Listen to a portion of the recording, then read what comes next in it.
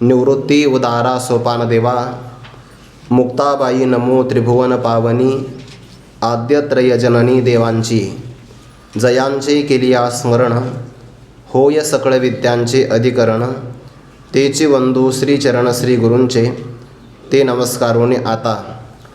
न द्वेष्ट कुशलम कर्म, कुशले नानुषज्यते, त्यागी सत्वसमाविष्टो, मेधावी छिन्न संशयः, आणि प्राचीनाचेनी बळे, आली कृत्ये कुशला कुशले, तिये व्योमा अंगी आभाळी विराली जैसी. कैवल्य साम्राज्य चक्रवर्ती विश्वमौली ज्ञानोबाराय सकल ब्रह्मनिष्ठ गुरुजनांच्या परमकृपेने श्री भगवती ज्ञानेश्वरीचा 18वा अध्याय त्याचा आपण चिंतनाचा विचार करत आहोत. त्याग संन्यासाची उकल व्हावी असा भक्तराज अर्जुनाने प्रश्न विचारला. भगवंतांनी उत्तर देत असताना अंतकरण शुद्धीला कारण असणारे यज्ञ दान तपादिक कर्म यांचा परित्याग करूच नाही. मग काय करावं? त्यांचं अनुष्ठान करावं. पण मग हे सांगत असताना त्यागाचे पुन्हा भगवंताने 3 प्रकार आपल्यासमोर कथन केले. त्यागो ही पुरुष व्याघ्र त्रिविध संप्रकीर्तितः. त्याग हा 3 प्रकारचा आहे. जे माणसं शास्त्राला मानत नाही किंवा ज्यांना नास्तिक असं म्हणतात, नास्तिको वेदनिंदकाः, वेदाची निंदा करतात, ते कर्माचा परित्याग अविचाराने करतात, त्यांच्या कर्माच्या त्यागाला तामस त्याग असं म्हणतात. याच्या पुढचा व्यक्ती आहे त्याला चार्वाक म्हणतात, ज्याचं देहावर प्रेम आहे आणि कर्म करता करता कदाचित आपल्याला जर दुःख पीडा भोगावी लागली तर यासाठी तो कर्माचा परित्याग करतो, त्याला राजस त्याग असं म्हणतात. आणि सगळ्यात महत्त्वाचा कोण असेल तर आपल्या अधिकाराच्या नावाखाली स्वभावतः जे कर्म आपल्या वाट्याला आलेलं आहे ते तो आचरण करतो, पण विधी गौरवे शृंगारुनी, शास्त्राचं महत्त्व आपल्या मनामध्ये ठेवून जेही कर्तव्य कर्म माझ्या वाट्याला आला आहे ते मी केलंच पाहिजे. कार्यमित्तेव यत् कर्म नियतं क्रियते अर्जुन, संगम त्यक्त्वा फलं चैव स त्याग सात्विको मतः. त्या त्यागाला सात्विक त्याग असं म्हणतात. सात्विक त्यागामध्ये कर्माचं अनुष्ठान आहे, फक्त कर्मफलाचा मात्र परित्याग आहे. आणि त्यामध्ये सुद्धा संगम, देहाचा असणारा अभिमान तो सोडतो आहे आणि कर्मापासून आपल्याला जे फळ मिळतं तेही तो सोडतो आहे. याकरिता ज्ञानोबांनी आपल्यासमोर बरीचशी उदाहरणं दिली आहे. ज्याप्रमाणे एखादं आपल्याला आवडतं फळ असेल तर त्या आवडत्या फळामध्ये सुद्धा आसार असणारी साल आणि त्या फळाच्या आतमध्ये असणारी आंठोळी त्याचाही आपण परित्याग करतो की नाही. पण त्या दोघाचा परित्याग करावा लागतो म्हणून फळाचा कोणी परित्याग नाही करत. नाहीतर मग आंबे बाजारामध्ये विकायला येतात, पण काय करावं, पैसे देऊन घेतले आहे, मग साल टाकायची का, कोईसुद्धा सोडायची असं म्हणून खाता येत नाही. फळाचा परित्याग नाही होऊ शकत, फक्त सालीचा आणि आंठोळीचा परित्याग होतो. तसं कर्तृत्वाचा मद आणि कर्मफलाचा आस्वाद या दोहीचे नाव बंध कर्माचा की. कर्माचं जे बंधन आहे त्याचा परित्याग होतो, कर्माचा परित्याग करण्याची आवश्यकता नाही. आणि जो या कर्मापासून मिळणारं फल ईश्वरार्पण भावनेनं निरहंकारतेतून करतो, त्याच्या जीवनातला रजोगुण म्हणजे चांचल्य, तमोगुण म्हणजे जाड्य, दोन्ही प्रकारचे निघून जातात. आणि मग हा जो सात्विक त्याग आहे हा त्याग एक प्रकारचा वृक्ष आहे.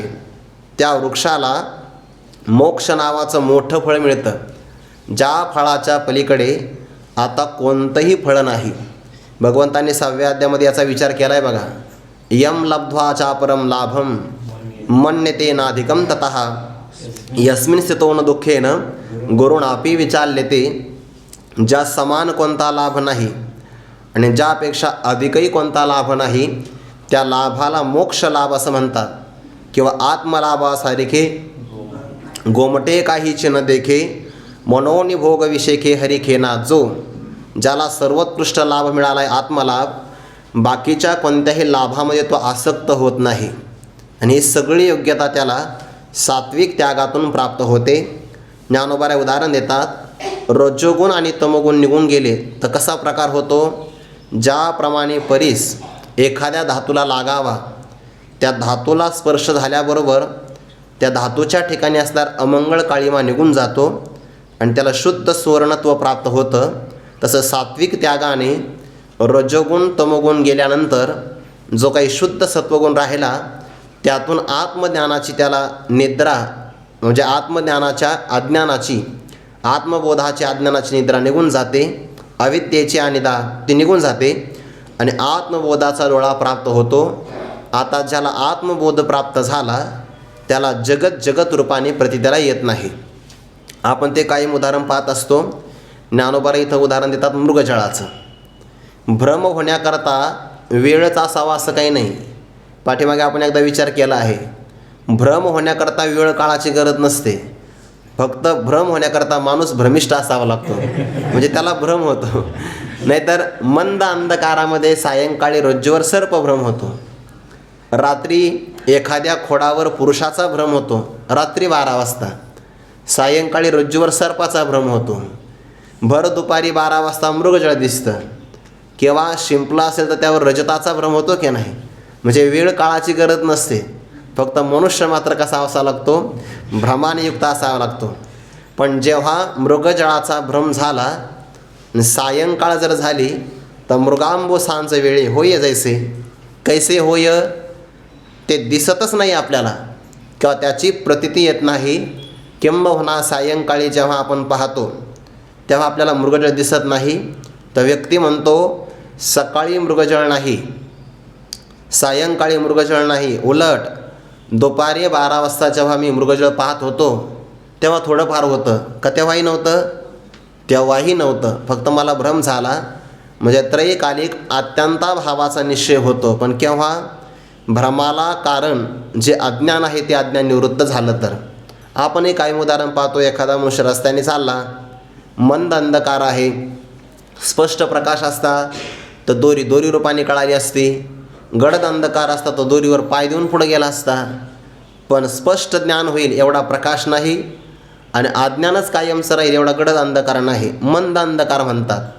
काहीतरी आहे, काहीतरी म्हणजे सामान्य ज्ञान. रज्जूच आहे असं ज्ञान नाही म्हणजे विशेष रूपाचा ज्ञान आहे. सामान्य ज्ञान विशेष रूपाचा ज्ञान भ्रमाला कारण ठरतं. आणि मग रज्जूवर एखाद्या व्यक्तीला सर्प संस्कार असेल तर त्याला सर्प दिसतो, काहीला नागच दिसतो, काहीला कवड्याचा सर्प दिसतो. ज्याने जो पाहिला असेल त्याला तो दिसतो. काहीला जलधारा दिसते, काहीला दंड दिसतो, काहीला जमीन दुबंगलेली आहे असं वाटतं. ज्याच्या मनामध्ये जो भ्रम असेल तो त्या रज्जूवर आरोपित करतो. हे भ्रम कुठपर्यंत होईल, जोपर्यंत रज्जूचं रज्जू रूपाने ज्ञान होणार नाही तोपर्यंत. रज्जूचं एकदा स्पष्ट प्रकाशामध्ये रज्जू रूपाने ज्ञान झालं हे सगळ्या भ्रमाची निवृत्ती होते. तसं एकदा आत्मज्ञानाचा डोळा उघडला की मग जगताचा असणारा भ्रम हा मावळून जातो. म्हणून तैसा बुद्ध्यादिका पुढा असतचे विश्वाभास एवढा तो न देखे कवनी कडा आकाश जैसे. आपल्या अंतकनवृत्तीच्या समोर असणारा ज्ञानोबांचा शब्द बघा किती. जगताच्या बाबतीमध्ये जेव्हा शब्द वापरला ना तेव्हा जगत सत्य आहे असा एकही शब्द नाही बघा. विश्वाभास शब्द वापरला आहे. विश्वाचा आभास आहे म्हणजे भ्रम आहे. मावळवीत विश्वाभासू किंवा अगाप एक पंडकुमारा एता स्वरूपाची आघारा पुढे करीतसे आडवारा विश्वाभासू जो. इथे सुद्धा विश्वाभास शब्द आला की नाही. म्हणजे जगत सत्य नाही आहे, फक्त प्रतीतीला येणं एवढीच ज्याची सत्ता आहे त्याला मिथ्या असं म्हणतात. प्रतीती मात्र आणि बाधयोग्य त्याला अनिर्वचनीय म्हणतात, मिथ्या म्हणतात, असत म्हणतात किंवा तो नाहीच नाशिवंत आहे. पण तो मात्र अधिष्ठानाच्या ज्ञानाने भ्रम आपल्याला दिसत नाही अशी मोठी योग्यता सात्विक त्याग करणाऱ्या पुरुषाला प्राप्त होते. इथपर्यंत आपण विचार पाहिला. आता तो क्रमाक्रमाने कोणत्या स्वरूपाला प्राप्त होतो ते भगवान दशम श्लोकामध्ये सांगतात. पदच्छेद असा आहे श्लोकाचा. न द्वेष्टी अकुशलम कर्म कुशले न अनुषज्यते त्यागी सत्वसमाविष्टः मेधावी छिन्न संशयः. या सगळ्या पदांचा इतका गोड अर्थ केलेला आहे. त्यागी सांगत असताना कोणता त्यागी घ्यायचा बरं? ज्याने कर्माचा अनुष्ठान केलं आहे, फक्त कर्मफलाचा त्याग केला किंवा कर्माच्या ठिकाणी कर्तेपणाचा जो अहंकार आहे याचा त्याग केला म्हणून त्याला त्यागी असं म्हणतात. म्हणजे गौण रूपाने त्याला त्यागी म्हटलं आहे. सामान्य रूपाने तो त्यागी आहे ना, काही का होईना त्याग करतोच की नाही म्हणून त्यागी आहे. सत्वसमाविष्टः याचे दोन अर्थ होतात. सत्व म्हणजे सत्वगुण आणि सम्यक आविष्टः. सम्यक शब्द वापरला ना, समुपसर्ग आहे, पुन्हा आ उपसर्गाचा आहे. सम अधिक आविष्ट एवढी संधी झाली त्याच्यामध्ये. म्हणजे सत्वगुणाने चांगल्या प्रकारे जो परिपूर्ण संपन्न आहे. सत्वगुणाशिवाय ज्ञानग्रहणाची योग्यताच प्राप्त होत नाही. रजोगुण जर असेल ना मनुष्याच्या श्रवणामध्ये तर त्याचं मन इथून बाहेर जातं. रजोगुण जर असेल तर. तमोगुण असेल तर त्याचं मन समाधीत जातं, म्हणजे झोप लागते. म्हणून ऐकण्याकरता सत्वगुण असावा लागतो की नाही. म्हणून आपण लक्ष दिलं पाहिजे बरं या गोष्टीवर, की आपला रात्रीचा आहार कोणता आहे, आपण निद्रा किती वाजता करतो आहे, आपल्या बुद्धीला किती श्रम होतात, हे सगळं पाहिलं पाहिजे. म्हणून नुसतं भावनेनं ऐकण्यापेक्षा त्या भावनेमध्ये विचाराची जोड पण असली पाहिजे. नाहीतर मग वेळ जातून हाताला काहीच लागत नाही. म्हणजे आरोग्यसुद्धा महत्त्वाचं आहे की नाही. म्हणून जर आपला रजोगुण वाढत असेल, चांचल्य वाढत असेल, तर आपल्या आहारात काहीतरी बदल होतो आहे. किंवा आपल्याला बाकी ठिकाणी झोपच लागत नाही, फक्त पाठातच लागते, तर समजून घ्यावा आपला तमोगुण वाढलेला आहे. आणि ज्याला हे सगळं ग्रहण होतं समजून घ्यावं त्याचा सत्वगुण वाढलेला आहे. सत्व सम्यक प्रकारे आविष्टः, परिपूर्ण सत्वगुणाने जो संपन्न झाला आहे. आत्मानात्म विचार करण्याला हेतुभूत असणारं जे सामर्थ्य अंतःकरणाचं ते त्याला प्राप्त झालं आहे. पुढे शब्द आला मेधावी. मेधावी म्हणजे जो आत्मस्वरूपालाच ग्रहण करतो, म्हणजे ज्या ईश्वरा वाचून काही, जे अनेक लाने नाही, ते एकची बुद्धी पाही अर्जुना जगे. किंवा परमात्माची अवधी जैसा गंगेसी उदधी निरंतर, तैशी दुर्लभ हे सद्बुद्धी. जी परमात्माची अवधी जैसा गंगेशी उदधी निरंतर. जी बुद्धी फक्त परमात्मा स्वरूपालाच विषय करते, संसाराला विषय करत नाही, अशा बुद्धीने जो संपन्न असतो त्याला मेधावी असं म्हणतात. मेधा हा बुद्धीचा प्रकार आहे आणि त्या बुद्धीमध्ये आत्मतत्वाला ग्रहण करण्याचं सामर्थ्य आहे. त्या सामर्थ्याने तो संपन्न आहे म्हणून त्याला मेधावी असं म्हणतात. आणि आत्मज्ञान प्राप्त झाल्यामुळे मग मी देह आहे का आत्मा आहे, परिच्छिन्न आहे का व्यापक आहे, करता आहे की अकर्ता आहे, भोगता आहे की अभोगता आहे, अशा सगळ्या प्रकारचे संशय त्याचे निराकरण होऊन जातात. त्याला म्हणतात छिन्न संशयः भेद्यते हृदय ग्रंथीश छिद्यन्ते सर्व संशयाः क्षीयन्ते चास्य कर्माणि तस्मिन् दृष्टे परावरे.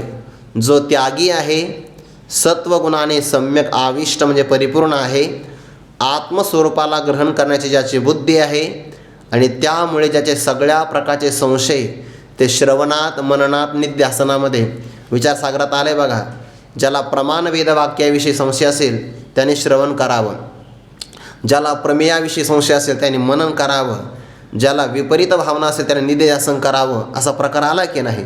आणि उत्तम अधिकारी जर असेल ना तर त्याला श्रवण मनन निध्यासन तत्वम पदार्थ शोधन करण्याची गरज नाही. श्रवणात दोन प्रकार आहे. मुख्य श्रवण म्हणजे कानावचनाची भेटी, सरिसाची पै किरटी, वस्तू होणी उठी कौन एकजो. ज्याला संशयच राहिला नाही की मी ब्रह्मच आहे, त्याला पुन्हा श्रवण मनन निधिध्यासन तत्वम पदार्थ शोधन त्याला पाठ ऐकण्याची गरज नाही, असा त्याचा उत्तम अधिकार आहे. पण ज्याला प्रमाण वेदवाक्याविषयी संशय आला, प्रमेयाविषयी संशय आला, किंवा मी देहच आहे अशी विपरीत भावना निर्माण झाली, तर मग त्याने दुसरं श्रवण करावं. त्याला विचारूप श्रवण म्हणतात. श्रवण मग ते उपक्रम उपसंहार आदी पाहायचं आणि वेदांत वाक्याच्या तात्पर्याचा निश्चय त्याला म्हणतात श्रवण. जीव ब्रह्माच्या भेदास साधक युक्ती, भेदास बाधक युक्ती असं यौक्तिक चिंतन त्याला मनन असं म्हणतात. आणि अनात्माकार वृत्तींचा परित्याग करून सदैव आत्माकार वृत्तीची स्थिती ठेवणं याला निधिध्यासन असं म्हणतात.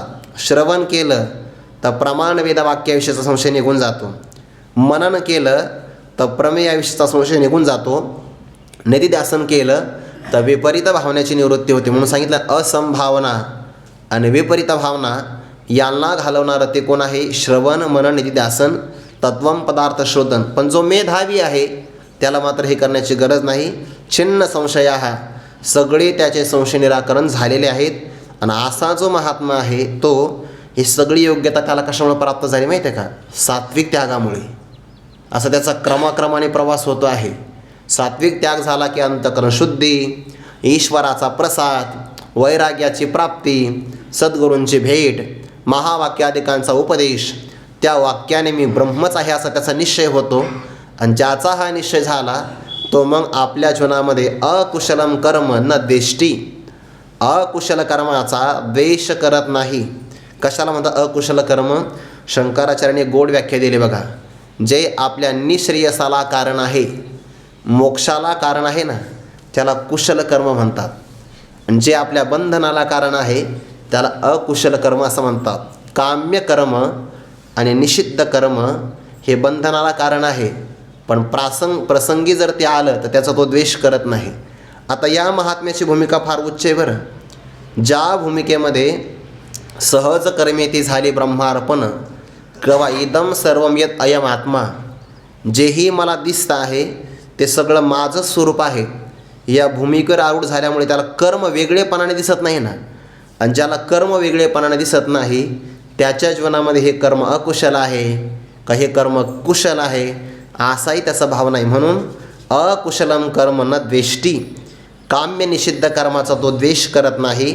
आणि कुशल म्हणजे विहित कर्म, नित्यनैमित्तिक कर्म, जे आपल्या अंतकरण शुद्धीला, ज्ञानाच्या ग्रहणाला किंवा ब्रह्मस्थितीला प्राप्त करून देण्याकरता कारण आहे, अशा कुशल कर्मामध्ये न अनुसज्जते, तो आसक्त होत नाही.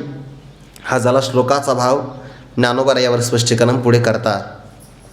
आणि प्राचीनाचे निबळे, आली काही ठिकाणी पाठ आहे बघा, आली अलंकृते असा पाठ आहे बघा काही ज्ञानेश्वरीमध्ये. व ते साखरे महाराजांच्या ज्ञानेश्वरीमध्ये हा पाठ आहे. आली कृते कुशला अकुशले, ती व्योमा अंगी आभाळे विराली जैसी. आता इथं जो पाठ आहे तोही घेता येईल आपल्याला. आणि अलंकृते शब्द घेतला तर मग 200 क्रमांकाची विकालच झाली आपली. तरी स्वाधिकाराचे नावे, जे वाटिया आले स्वभावे, ते आचरे विधी गौरवे शृंगारुणी. त्यातला शृंगार मग खाली घ्यायचा की त्या शृंगार म्हणजे विधीच्या गौरवाने जे कर्म शृंगारित केलं आहे, म्हणजे ज्याला शास्त्र प्रामाण्य आहे त्याला म्हणतात अलंकृत केलेलं कर्म. महापुरुषांची जी कर्म होतात ना ती कर्म प्रारब्धाने होतात.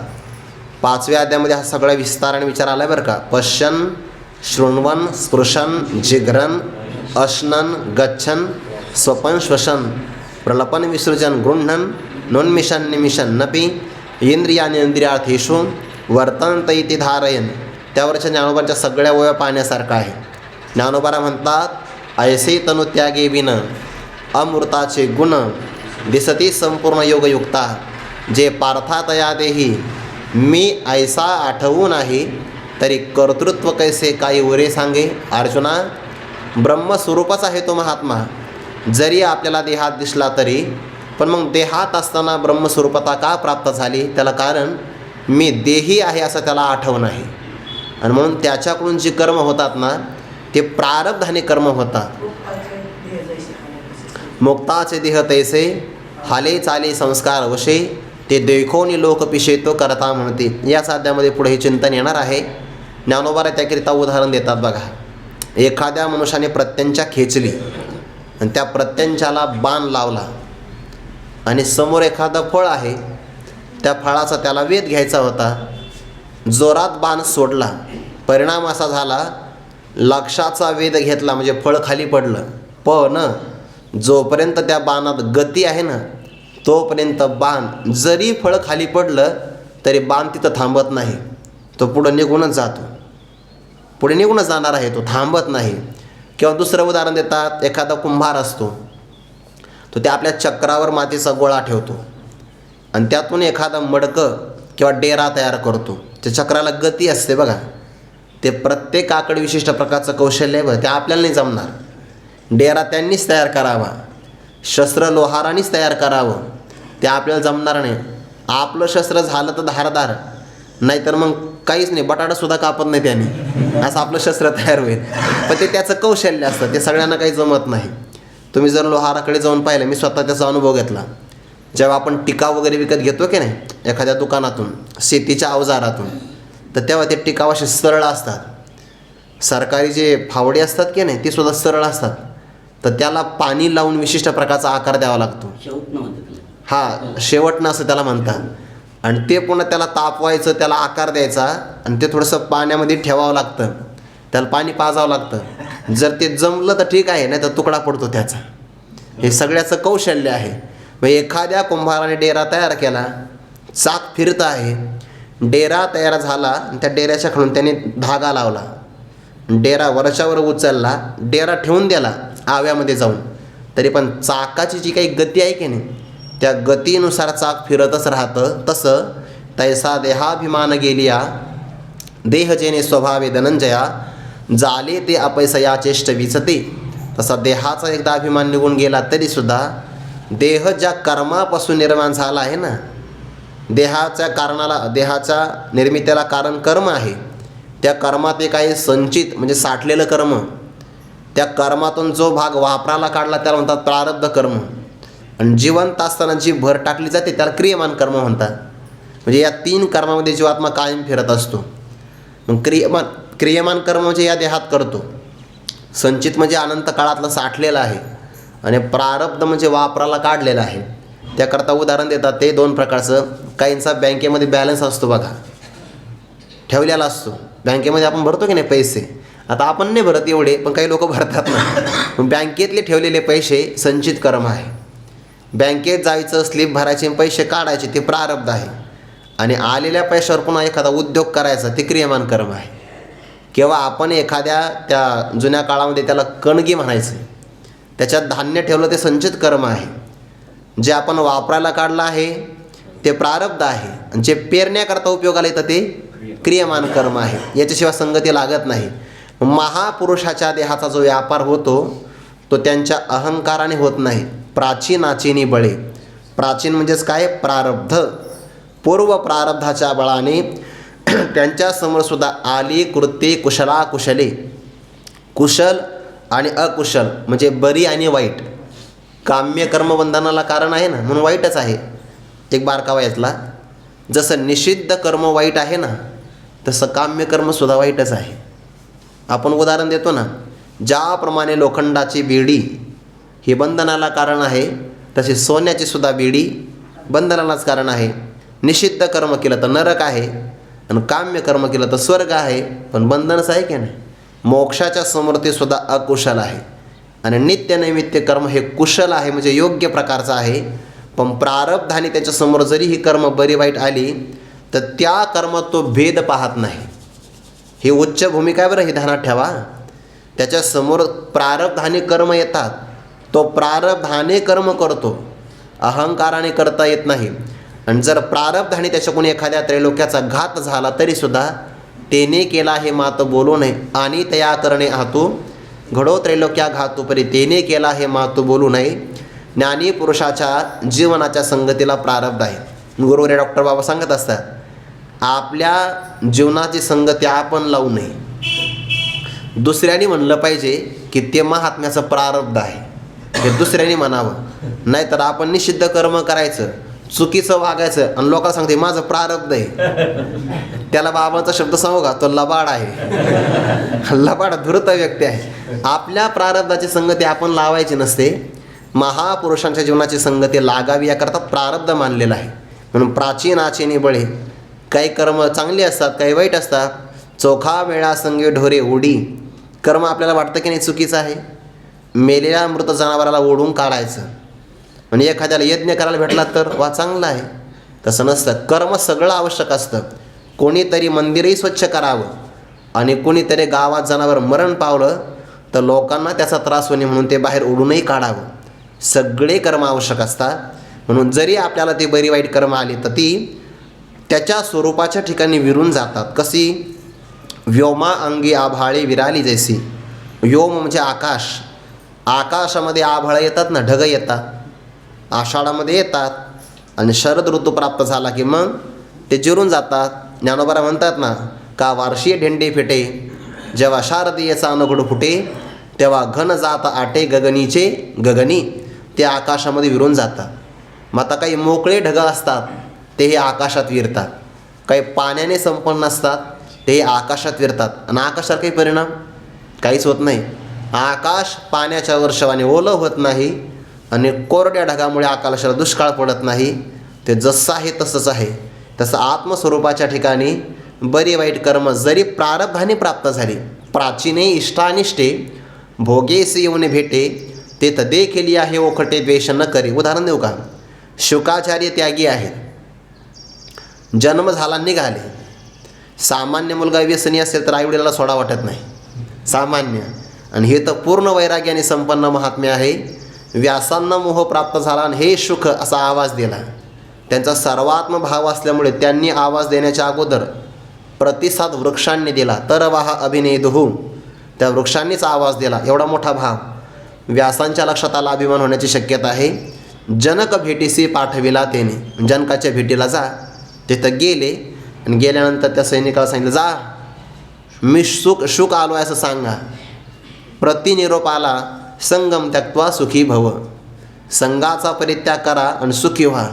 त्याने संघाचा परित्याग म्हणजे माझ्याकडं कमंडलू नाही, दंड नाही, तुळशीची माळा नाही, हातात छत्र नाही, कोणत्या प्रकारचं नारळ नाही, कोणता संघ आहे माझ्याकडे. पण मी शुक आहे ना, मी हा अहंकाराचा संघ होता. मोठ्या माणसानं आपली चूक लवकर लक्षात येते. ज्याला सांगूनही लक्षात येत नाही तो वेगळा प्रकार आहे.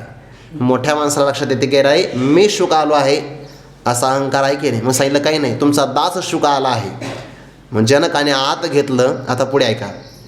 प्रारब्धाने त्याग करून निघालेले शुकाचार्य, पण प्रारब्धाने जनकांनी त्यांना आपल्या राणी महालामध्ये ठेवलं. त्या ठिकाणी अनेक प्रकारच्या दासदासी सेवेला आहे. प्राचीनाचे निबळे आली कृत्य कुशला कुशले, पण ती मात्र व्योमा अंगी आभाळे, जिराली जैसी तैसी तयाची दिठी, कर्मी चोखाळले किरीटी, मनोनी सुखदुःखी उठी पडे नातो. हे अध्यात्माचं सगळ्यात मोठं वैभव आहे. हे ज्याला साध्य होईल त्याचा परमार्थाचा प्रवाह चांगला आहे. नाहीतर मग जो व्यक्ती अध्यात्मात येऊनही सुखदुःखाच्या लाटेवर आरूढ होत असेल तर त्याला अध्यात्माचं खरं वर्मच कळालं नाही. ज्याप्रमाणे आकाशामध्ये ढग आले काय गेले काय आकाशात फरक होत नाही, ते विरून जातात, तैसं तयाची दिठी त्या महात्म्याची ज्ञानदृष्टी आहे. आणि त्याच्या दृष्टीमध्ये सगळ्या प्रकारची कर्मे चोखाळली. निषिद्ध कर्म काम्यकर्म शुद्ध झाले. कारण तो अग्नी आहे ना, ज्ञानाग्नी सर्व कर्मानी भस्मसात कुरुते तथा, ते करतो का म्हणे आम्ही झालो अग्निरूप, लागो नेदू पाप पुण्य अंगा, पापही लागत नाही पुण्यही लागत नाही, म्हणून कर्मे चोखाळली किरीटी, शुद्ध झाली ती सगळी कर्म. आणि म्हणून कर्माचा जो परिणाम आहे ना, पुण्यात्मक कर्म केलं तर सुख, पापात्मक कर्म केलं की दुःख. ज्ञानोबा म्हणतात सुखी उठी ना, दुःखी पडे ना तो. दोन क्रियापद आहे. उठी ना, पडे ना तो. कोण? ज्याला हा बोध प्राप्त झाला, ज्याच्या स्वरूपामध्ये हे कर्म सिद्ध होत नाही, असा महात्मा प्रासंगिक असणाऱ्या सुखामध्ये हर्षाला उठत नाही, त्याला आनंद होत नाही. आणि दुःख आलं तर तो दुःखामध्ये अधपतनाला कारण होत नाही. मनोनी सुखदुःखी उठी पडे ना दो. ज्याचं जीवन सुखदुःखाच्या पहिल्या तीराला गेलंय तो खरा परमार्थातला उच्च महात्मा आहे. आणि जो मग सुखादुःखामध्ये अडकतो त्याचा अजून तो अलीकडेच गटांगळ्या खातो आहे. आपलं असं असतं, आपल्या जवळच्याचा सत्कार केला ना, जवळच्याचा तर आपल्याला अपेक्षा असते माझे नाव येईल आता. आणि नाहीच आलं तर मग एवढा मोठा कार्यक्रम असतो, पण दुःखी नाव नाही आलं तर दुःखी. आणि बरं सत्कारात काय असतं? काही नसतं बघा. ते फेटे असतात ना लग्नातले, त्याचा शोध कोणी लावला त्याला पद्मभूषण पुरस्कार दिला पाहिजे. काहीच कामाचे नसते. टोप्यात अशा असतात, कशी घाला तिरकीच बसते ती टोपी, इतकी हलकी असते, पण काय शोध लागला. पण त्याच्यासाठी ज्याला तो फेटा घातला की नाही, घरी जाईपर्यंत काढत नाही तो, इतकी अपेक्षा असते आहे की नाही. प्रासंगिक सुखदुःखामध्ये माणसं गटांगळ्या खातात. म्हणून सुखदुःखी उठी पडे ना तो. त्याचा काय भाव आहे? तेने शुभकर्म जाणावे, मग ते हर्षे करावे, का अशुभा लागी व्हावे द्वेष याना, तरी याविषयीचा काही तर एकही संदेह नाही, जैसा स्वप्नाच्या ठाई जागी नलिया, मनोनी कर्म आणि करता या द्वैत भावाची वार्ता, नेने तो पंडुसुदा सात्विक त्याग, ऐसे निकर्मे पार्था, तेजिली तेजिती सर्वथा, अधिके बांधती अन्यथा सांडिली तरी. 3 ओव्याचा एकत्र विचार. आणि 17व्या क्रमांकाची ओवी पुढच्या श्लोकाची अवतरणिका आहे. तेने शुभ कर्म जाणावे, त्या पुरुषाने हे कर्म आपल्या अंतकरण शुद्धीला कारण आहे. हे मला इष्ट फळ देणार आहे किंवा हे माझ्या सुखाला कारण होणार आहे असं जाणावं आणि मग ते आनंदाने करावं, मग ते हर्षे करावे असाही त्याच्या जीवनातला प्रसंग नाही का. अथवा अशुभा लागी व्हावे द्वेषियाना, किंवा एखादं चुकीचं कर्म आपल्या वाट्याला आलं, जसं की आपण चोखोबारायांचं उदाहरण दिलं आहे आत्ताच, की चोखा मेळा संगे ढोरे ओढी. असं एखादं चुकीचं कर्म जे सामान्य लोकाला चुकीचं वाटतं, पण कर्माच्या अंगाने पाहिलं तर कर्म चांगलंच आहे, बरोबर आहे की नाही. पण अशा अशुभ कर्मासाठी द्वेष याना व्हावे, त्याने द्वेष करू नये बरं, म्हणजे प्रेमही करू नये, द्वेषही करू नये. राग द्वेषाच्या अतीत व्हावं. रागालाच काम म्हणतात आणि द्वेषाला क्रोध म्हणतात. म्हणून एष भगवान म्हणतात ना, काम एष क्रोध एष रजोगुण समुद्भव महाशनो महापापमा विद्येन मिह वैरिणम. म्हणून तो शुभ कर्मामध्ये आसक्तही होत नाही आणि अशुभ कर्मामध्ये द्वेषही करत नाही. प्रारब्धाने आहे ना चालू, प्रारब्धाने करत राहील. तरी याविषयीचा काही, कोणत्या विषयीचा, कर्माच्या बाबतीमध्ये काही कर्म शुभ असतं, काही कर्म अशुभ असतं, काही कुशल असतं, काही अकुशल असतं. याविषयीचा, या म्हणजे या कर्माच्या बाबतीतल्या विषयाचा काही म्हणजे कशाही प्रकारे तया एकही संदेह नाही, त्याच्या मनामध्ये एकही प्रकारचा संशय निर्माण होत नाही. म्हणजे मी अकर्ता आहे याविषयी पण संशय नाही, मी अभोक्ता आहे याविषयी संशय नाही, मी अलिप्त आहे याविषयी संशय नाही, कर्म माझ्या बंधनाला कारण होऊ शकत नाही या बाबतीतही त्याला कोणत्या प्रकारचा संशय नाही. आणि कर्म शुभ अशुभ असतं याही बाबतीमध्ये त्याला एकही संदेह नाही. संदेह कोणत्याही प्रकारचा नाही. कसा, का बरं संदेह नाही. ज्ञानोबा म्हणतात, जैसा स्वप्नाच्या ठाई जागीन न लिया. एखाद्या मनुष्याला झोप लागू शकते बरं. कधी कधी काय होतं, एखादा विषय जर चांगला आला, म्हणजे आपल्या आवडता असेल जर, आणि त्याच्यामध्ये जर आपली वृत्ती मग्न झाली तरी माणसाला झोप लागते. एखाद्याची वृत्ती रंगली विषयामध्ये, त्या आवडीचा विषय आला चिंतनामध्ये, तरी वृत्ती निमग्न होते. किंवा एखादा व्यक्ती प्रवास करून आला थकला आणि शरीराला जर आरामच नाही मिळाला तर त्यालासुद्धा झोप लागू शकते. म्हणून झोप मनुष्याला स्वतःचा विसर पाडते आणि नसलेलं स्वप्न दाखवते. आता स्वप्न कसं पडावं हे आपल्या हातात नाही आहे, पण स्वप्नाला खोटं ठरवणं हे आपल्या हातात आहे. पण याच्या पुढेचा काही प्रकार आहे. काही माणसं स्वप्नावर विश्वास ठेवतात. चुकीचं स्वप्न पडलं की मग सिद्धेश्वराच्या समोर जो नंदी की नाही, नंदीच्या कानात सांगतात, किंवा काही माणसं तुळशीच्या कानात सांगतात. अरे स्वप्न खोटं आहे, पण तरीसुद्धा काही मात्र स्वप्नाचंही शकुनशास्त्र मानणारे असतात. आता त्यातही काही प्रकार आहे बरं. ते 9 अवस्था असतात ना, जागृती जागृती जागृती, स्वप्न जागृती सुषुप्ती, स्वप्न जागृती स्वप्न स्वप्न स्वप्न सुषुप्ती, सुषुप्ती जागृती सुषुप्ती स्वप्न सुषुप्ती सुषुप्ती, अशा 9 अवस्था आहे. तर त्या 9 अवस्थेमध्ये कधी कधी स्वप्न जागृती हे सुद्धा बोधाला कारण असते. जसं की तुकोबारा म्हणतात, मला स्वप्नामध्ये उपदेश प्राप्त झाला, तर ती स्वप्नातली जागृती आहे, तर त्याच्यातही बोध होऊ शकतो. किंवा कधी कधी स्वप्नात आपल्याला वाघ दिसतो. झोपेतला वाघ खोटा आहे, स्वप्नातला वाघ खोटा आहे, त्याची डरकाळी खोटी, पण जागा झाला हे खरं आहे ना, म्हणून त्याला स्वप्न जागृती असं म्हणतात. स्वप्न कसं पडावं हे सांगता येत नाही, पण पडलेलं स्वप्न खरं खोटं मानावं हे आपल्या हातात आहे. जनकाचं स्वप्न आलेलं बघा, विस्ताराने स्वप्न आले. जनकाला स्वप्न पडलं, स्वप्नात परकीयाने आक्रमण केलं, त्या राजाने पकडलं, आता मरणार, पलायन केलं, सिर सलामत तो पगडी पशाच, आपण वाचलो तर नवीन राज्य तयार करू. पळाले अरण्यातून दुसऱ्या अरण्यात, दुसऱ्या अरण्यातून दुसऱ्या राज्याच्या सीमेमध्ये गेले. कपडे फाटले, खायला काही नाही, धुलीधुसर चेहरा झाला, पूर्ण म्लान चेहरा झाला, खायलाच काही नाही ना, कारण हा इकडचा राजा आहे, पण दुसऱ्या राज्यातला मात्र नागरिकही नाही. आणि त्यामुळे कोण ओळखणार आहे. रस्त्याने काही भिकारी चालले होते. जनकाने विचारलं, कुठं चालला, तेव्हा इथं अन्न सत्र आहे. अरे वा, चांगलं झालं म्हणे, मला घ्या तुमच्यासोबत. आता जनकाचं दुर्दैव असं आहे, स्वप्नातलं त्या भिकाऱ्यांकडे ताटं तरी होते, जनकाकडे ताटंसुद्धा नाही. ते भिकारी म्हणले, आमच्यासोबत यायचं, पण आमच्या मागं चालायचं. म्हणे का, आम्ही माझी विद्यार्थी, तो आत्ता आला की नाही, मागं चालायचं, मागं, आम्ही अन्न सत्रातले माझी विद्यार्थी, ज्येष्ठ श्रेष्ठ आहे आम्ही ना, मागं चालायचं. जनकांचा क्रमांक आला, खिचडी संपली, काहीतरी द्या हो. पातेल्याला जे खाली लागलं होतं ते हातात घेतलं, पाण्याजवळ जाऊन बसणार तेवढ्यात एका घारीनं झडप मारली. जशी झडप मारली जनक पाण्याजवळ पडले, तिथं पडले आणि राजमहालात उठून जागे झाले. मग आता जनकाने विचार केला, जे आता दिसतं हे खरं का थोड्या वेळापूर्वी जे पाहिलं ते खरं, किंवा थोड्या वेळापूर्वी पाहिलं ते खोटं का जे मी आता पाहतो आहे ते खोटं? म्हणजे नेमकं खरं काय आणि खोटं काय आहे? दुसऱ्या दिवशी सभा भरवली. सगळ्या विद्वानाला सांगितलं, या तुमचे ते पदव्या आहे ना पत्रिकेमधल्या नवीन नवीन, मी काल परवा मला कोणीतरी एक ते पत्रिका पाठवली, नवीन पदवी आली, पावली सम्राट. हो पाठवली मला कोणीतरी. हो अशा सगळ्या पदव्यावाले जे आहे की नाही, पावली सम्राट. अवघडाचं आहे आता हे. काय काय करते लोक प्रसिद्धीला काही सांगता येत नाही. मी तुम्हाला फोटो दाखवू शकतो, मी काही चुकीचं नाही बोलणार, पण आहे एक पावली सम्राट. आता कोणत्या पावल्या खेळतो काय माहिती, आली पदवी. या म्हणे सगळे तुम्ही पदवीधारक आहात ना, या चला उत्तर द्या म्हणे. विद्वान आहात ना स्वतः, हां वेदी द्विवेदी त्रिवेदी चतुर्वेदी, चला उत्तर द्या.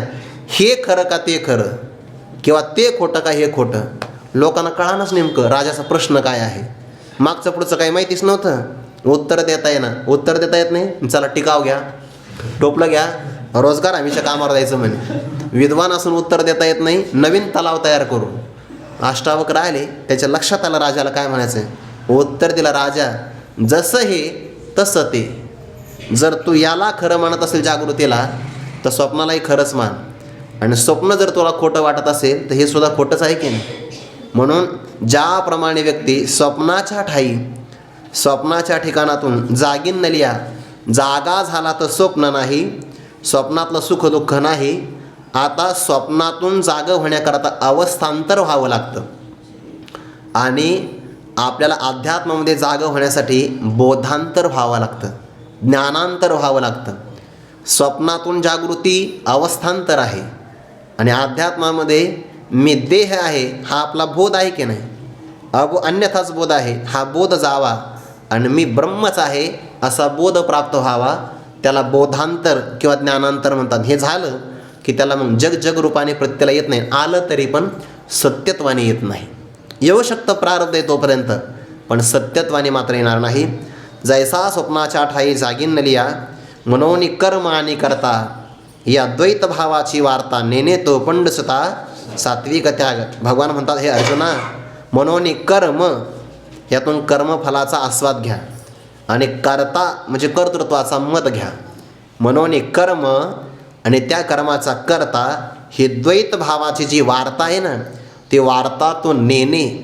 आता द्वैत भावाची वार्ता तो का जाणत नाही, त्याचं कारण तो अद्वैत भावाला प्राप्त झाला.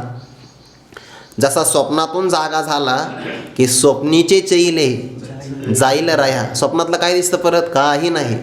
स्वप्न दिसत नाही, स्वप्न पाहणारा राहत नाही, उलट मी एकटा आहे हे काही कालाने राहत नाही. तसं ज्याला जगताचं स्वप्न निघून गेलं आहे, विश्वस्वप्नाचा हा धांदा भोगीत होता प्रबुद्ध अनादी जो, तो महावाक्याचे नावे गुरुकृपेचे ने थावे, माता हात ठेविला नवे थापटीला जैसा, तैसा विश्वस्वप्नीची माया नित सांडोनी धनंजया, सहजेची चैला कसा अद्वयानंदपणे जो. अद्वय आणि आनंद रूपाने जागा झाला. पंचदशीमध्ये व्याख्या आली बघा.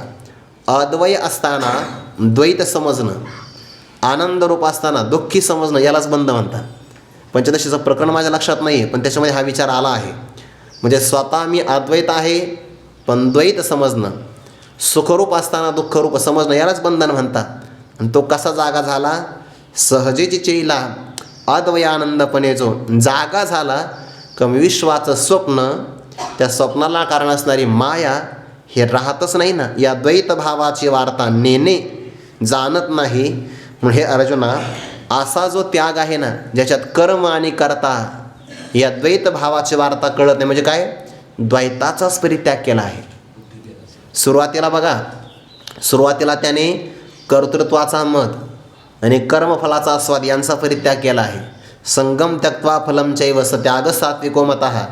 या भूमिकेत तर तो आला तर त्याने द्वैताचा परित्याग केला आहे. म्हणून सात्विक त्याग खऱ्या अर्थाने हा आहे. नेने तो पंडुसुता सात्विक त्याग. सगळ्याचं तात्पर्य काय आहे, ऐसेनी कर्मे पार्था त्यजिली त्यजिती सर्वथा, अधिके बांधती अन्यथा सांडिली तरी. ऐसेनी अशा प्रकारच्या हातवटीनं म्हणजे कर्म आपल्या वाट्याला आली आहे, निषिद्धाचा परित्याग, काम्याचा परित्याग किंवा विहित नित्यनैमित्य कर्माचं अनुष्ठान ते करत असताना कर्तृत्वाचा मत, कर्मफलाचा स्वाद यांचा परित्याग करायचा. यानंतर त्याला आत्मज्ञान प्राप्त होईल. आत्मज्ञानामध्ये द्वैतभावाचा परित्याग होईल. अशा सगळ्या प्रक्रियेतून हे पार्था कर्मे त्यजिली. जर त्याने सगळ्या प्रकारचा कर्माचा परित्याग केला, त्यागिली तरच त्यजिती सर्वथा, त्यजिली त्यजिती सर्वथा.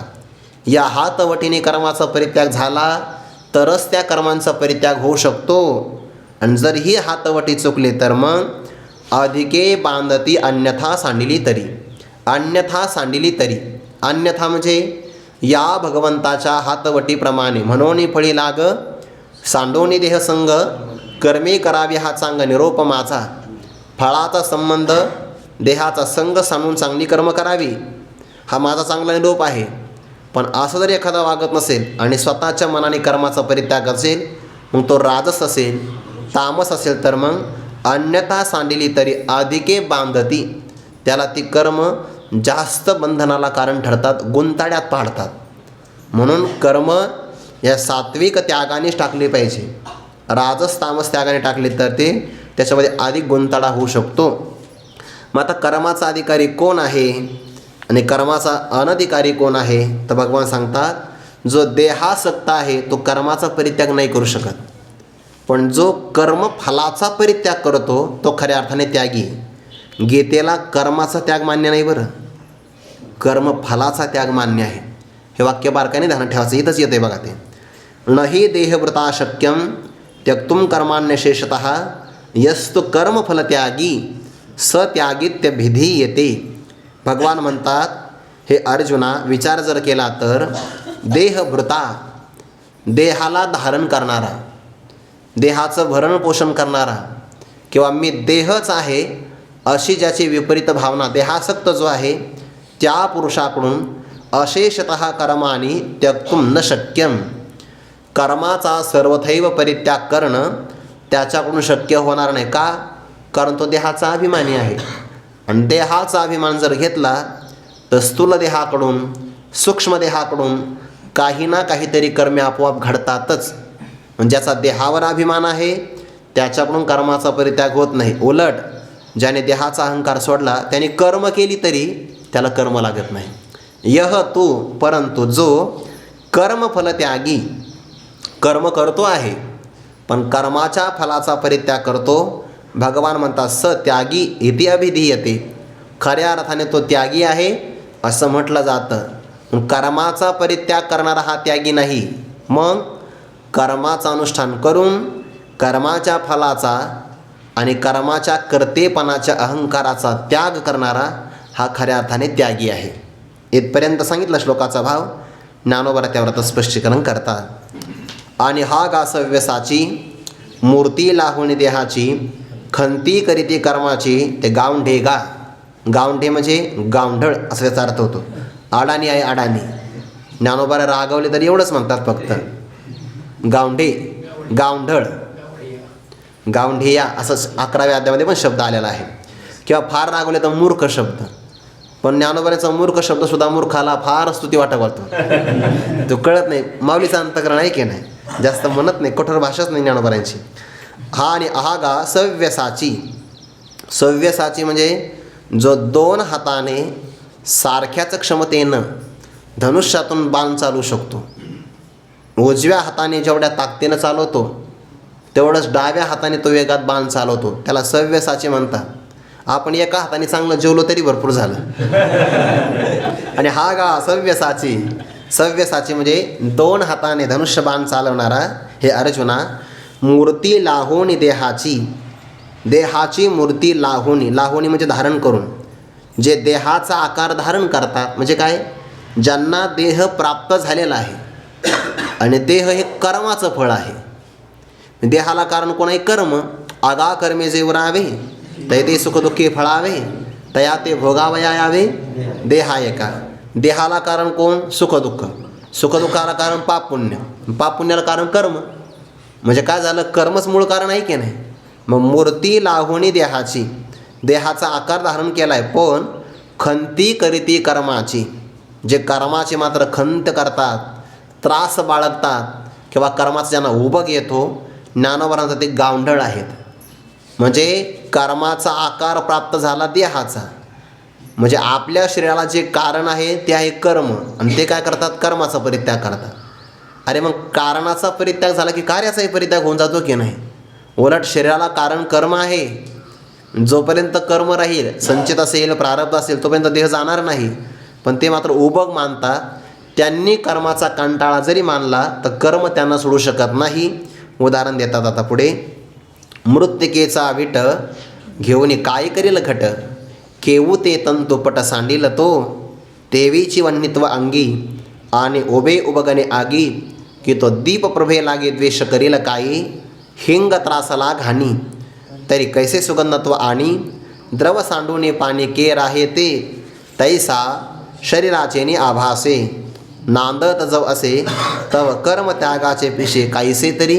इथपर्यंत संबंध एका सगळ्या वव्यांचा आहे. आता जे कारण असतं की नाही, ते कारण त्या कार्याकडून त्यागलं जात नाही. शरीर कार्य आहे आणि या कार्याला कारण कर्म आहे, म्हणून शरीराकडून कर्म त्याग होत नाही. आणि जर झालं तर मग कारण नष्ट होईल. कारण नष्ट झालं की कार्य आपोआप नष्ट होऊन जाईल की नाही. जसं की झाडाचं कारण आहे मूळ, मुळाचं उच्चाटन झालं की झाड आपोआप नष्ट होईल. मग काही माणसं खंत करतात, ते योग्य नाही. उदाहरण देतात, ज्याप्रमाणे एक घट आहे, घट म्हणजे घडा मातीचा, आणि त्याला कंटाळा आला, तुला काय आपण मातीपासून तयार झालो, किती दिवस राहायचं असं, मग तुम्हाला आपण मातीचाच परित्याग करू. मृत्तिकेचा विट घेऊन ज्ञानोबांचा घट काय करील, तो घट म्हणतो आहे मला मातीचा काही आधारच घ्यायचा नाही, आणि त्याला मृत्तिकेचा वीट आला, वीट घेऊन करेल काय? जर त्याला मातीचा वीट आला तर त्याचं अस्तित्व राहणार नाही ना, त्याचं अस्तित्वच मातीवर अवलंबून आहे. म्हणून जरी त्याने खंत केले की नको मला मातीसोबत राहायचं नाही, तर तो राहणार नाही. काय करील घट? दुसरं उदाहरण, केवते तंतू पट सांडिल तो, पट म्हणजे वस्त्र, तंतू म्हणजे धागा. वस्त्राने विचार केला नाही, नाही हे आपल्या अंगामध्ये जे आडवे उभे धागे ना, ह्या धाग्यांचाच परित्याग करायचा आणि मग स्वतंत्र आपण राहू मस्तपैकी. म्हणून ज्ञानोबा म्हणतात, तो तंतू किंवा तो पट, तंतू सांडिल काही केवते, किंवा तो असणारा पट तंतूचा परित्याग कसा बरं करेल? करू शकत. तंतू म्हणजे धागा, धागा वस्त्राला कारण आहे, माती घटाला कारण आहे, म्हणून कारणाचा परित्याग करता येत नाही. तेवीची त्याचप्रमाणे वन्नित्व अंगी आणि उभे उबगणे आगी, आगी म्हणजे अग्नी. अग्नीच्या ठिकाणी काय आहे? वन्नित्व अंगी, अंगी म्हणजे आपल्या ठिकाणी. आगीच्या अंगावर वन्नित्व आहे म्हणजे उष्णता आहे, आणि त्याच उष्णतेचा उभे उबगणे, ते उब म्हणजेच काय? उष्णता, आणि उष्णतेचा त्याला उबग आला. नको म्हणे फार उकडते म्हणे मला. कोण म्हणता आहे? अग्नीच्या अंगावर असणारी उष्णता, आणि त्याला उष्णतेचा कंटाळा आला. त्याने नाही मला उष्णतेत राहायचंच नाही, उष्णता टाकली तर अग्निरूपाने राहणार नाही. दुसरं उदाहरण देत आणखीन याच ओवीमधलं, की तो दीप प्रभे लागी द्वेष करील काही. दिवा आहे, पेटवला आणि त्याचा प्रभा म्हणजे प्रकाश खोलीमध्ये पसरला, पण तो नाही नाही या प्रभेचा आपल्याला काही घेणं देणं नाही. तर तो दीप प्रभे लागी द्वेष करील काही, प्रकाशाचा द्वेष करेल का? करू शकणार नाही. का? त्याग केला की त्याचा सिद्ध होणार नाही. आणखीन एक उदाहरण देतात, हिंग त्रासला घाणी. भोजनामध्ये हिंग वापरलं जातं. हिंग जर मोकळं घेतलं ना आपण असं हातावर, त्याचा सुगंध आपल्याला फार काही येत नाही किंवा नको वाटतो. पण जर पदार्थामध्ये वापरला की रुचिकर होतो. म्हणजे बघा ते कधी वरणामध्ये वापरलं जातं किंवा सांबार असेल त्यामध्ये वापरलं जातं, तर त्याने पाचकत्व प्राप्त होतं. पण ते हिंगाला आहे ना, स्वतःच्या ठिकाणी असणारा जो घाणवास आहे ना, त्याचा त्रास आला. हिंग त्रासला घाणी, हिंग घाणी त्रासला, त्या घाण वास येतो ना आपला, त्याला उबग आला. ज्ञानोबांत असं जर झालं तर मग पदार्थामध्ये जाऊन कैसे सुगंधत्व आणि म्हणजे अनिल, तो एखाद्या पदार्थामध्ये सुगंधत्व कसं बरं प्रदान करेल? करू शकणार नाही. किंवा द्रव सांडूने पाणी के राहे ते. द्रव म्हणजेच काय? पातळपणा. पाण्याने विचार केला नाही, नाही आपल्याला आता पातळ म्हणून राहायचंच नाही, पातळ झालं की दुधामध्ये आपल्याला टाकतात जास्त. मग द्रव सांडवणी आपण आपला पातळपणा सोडून देऊ, फक्त पाणी रूपाने राहू, राहील का? नाही. का? कारण पातळपणा हे पाण्याचं कारण आहे. घाण सुगंध येणं हे त्या हिंगाचं कारण आहे. तसं शरीराला कारण कर्म आहे, त्यांचा त्यांना त्याग करता येत नाही. तैसा शरीराचे नि आभासे नांदत जवसे तव कर्म त्यागाचे पिसे काहीसे तरी. तैसा त्याप्रमाणे शरीराच्या आकाराने आभाषे म्हणजे आभाषिक असणारा हा शरीराचा आकारच आहे. आणि या आकाराने तो जीवात्मा जोपर्यंत नांदत असे, जिवंत राहतो आहे, सुखाने व्यवहार करतो आहे, तोपर्यंत कर्मत्यागाचे पिसे तरी काहीसे. त्याला कर्मत्याग करायचा असं वेळ काय कामाचा आहे? असं वेळ त्याने धारण करूच नाही. का? शरीराच्या नावाने राहत असेल तर शरीराला कारणच कर्म आहे, आणि मग जे कारण आहे कर्म शरीराला, त्या कर्माचा परित्याग होऊ शकत नाही. ते कर्म त्याच्याकडून कसं घडतं याकरता ज्ञानोबारा विस्तार करणार आहे. चिंतन आपण उद्या पाहू. कुंडली कवरधारी विठ्ठल श्री ज्ञानदेव तुकाराम मौली ज्ञानेश्वर महाराज की जय. जगद्गुरु तुकाराम महाराज की जय. सद्गुरु जोग महाराज की जय.